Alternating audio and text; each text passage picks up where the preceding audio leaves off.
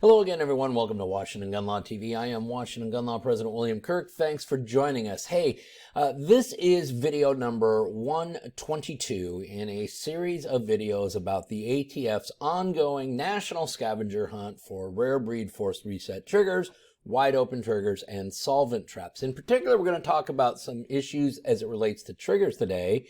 And specifically, what we're talking about is some of the comments that I have received. And by the way, thank you to all of you who've commented on all of these videos related to the triggers. There is one comment and or question that comes up with quite a bit of frequency, and I think we need to discuss that today. So today we're going to spend a few minutes and talk about, I destroyed my trigger but don't have any proof. What do I do now?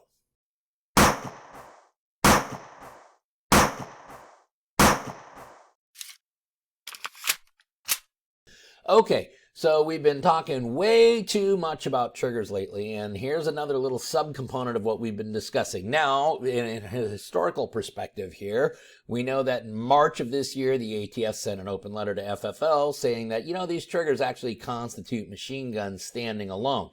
We began to suggest at that time that perhaps the gig was up on this trigger and at the very least they should be removed from the firearm. We even so much as suggested early then that it might be time to think of disposing of these triggers. Fast forward to August of this year, now all of a sudden we start getting horror stories about ATF showing up at people's doors or sending nasty little letters saying, hey, you bought a trigger from Rare Breed, Big Daddy, Rifle Remedy 2000, something like that, and we want the trigger back. Now, many of you I've had an opportunity to work with. Many more of you I've had an opportunity to get you directed with attorneys more local to you to help you with the communications that you need to make with the ATF and how, depending on how you've chosen to handle this. However, there is a large segment of you out there who many months ago, before any lawyer told you to do this, decided, I am going to dispose of this trigger. So you pulled it out of the firearm if it ever was there to begin with. You cut it up, you destroyed it, you buried it, you threw it away. In some fashion, it has been destroyed and disposed of. The problem is you have no evidence to that effect. What do you do if, God forbid, the ATF sends you a letter or shows up at your door? Well, I've had an opportunity now to discuss Operation Reticent Recall. That is the name given to this national scavenger hunt for triggers.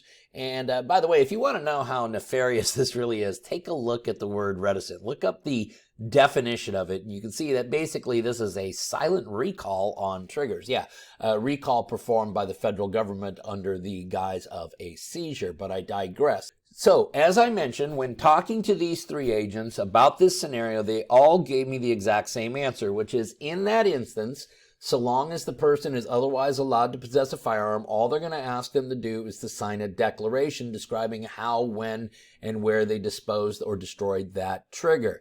Now, let's unpack that for a second. If you are otherwise allowed to possess a firearm. That's an important thing because in the ATF's little world right now, they believe that this trigger and this trigger standing alone constitutes a firearm. Therefore, if you are ineligible to possess a firearm under state or federal law due to prior convictions or other disqualifying events, yeah, you're going to have some significant trouble with the ATF. If, however, you fall into the lawful and responsible gun-owning community, like all of you, my viewers out here, and you lawfully purchase this trigger, you will be, in fact, given a choice to sign a declaration. Now, you have two options here, right? The first one is, no, I'm not going to sign any declaration. I'm not going to cooperate any further with this investigation. Is that your right to do? It most certainly is. Could that, however, subject you to greater ATF scrutiny and perhaps more misery? It most certainly could. And that for that reason, I think that is a decision that you should discuss with an attorney before you decide to go down that road. I am not talking anybody out of that decision. You just need to understand the consequences of those choices before you go down that road. The other option, of course, is you could sign the declaration. Now, this is very important rub here. If we're going to sign a declaration that says we destroyed or disposed of this trigger, then we better have destroyed or disposed of that trigger, because under 18 United States Code Section 1001, if we lie on a declaration to a federal officer, we are engaged in felonious conduct in which we could be punished by up to 5 years in prison.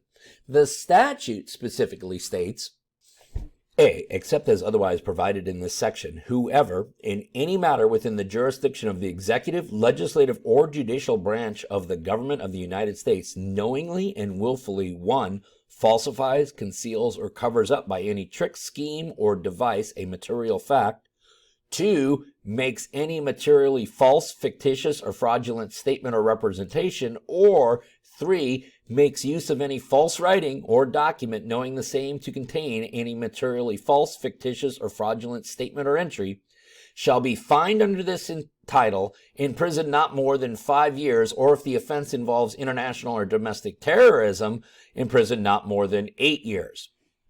So the bottom line is are you in trouble for lawfully purchasing one of these triggers? In all likelihood, you are not. However, if you choose to lie on a declaration and submit that to a federal agent, you have subjected yourself to far more criminal liability than you were ever once looking at. Okay, so if you fall into this category of individual, that is a person who already has disposed of or destroyed this trigger, but you have no evidence to prove that, you will be likely given 2 choices if you are contacted by ATF. The 2 choices will be to sign the declaration stating what you did with the trigger, or the other choice, of course, is to not sign it. Each choice has its own reactions and, of course, its equal chain reactions. I suggest if you want to discuss this further, you find counsel and have a thorough and meaningful conversation about what your options may be. In the meantime, if you have any more questions about this trigger stuff or anything else related to your Second Amendment rights, remember, you could always contact us at WashingtonGunLaw.com, or, of course, you can call us directly at 425-765-0487. Now, let's remember, part of being a lawful and responsible gun owner, like we talk about all the time here at Washington Gun Law, is to know what the law is in every situation, how it applies to you in any instance that you may find yourself. Until next time, thanks for watching. Stay safe.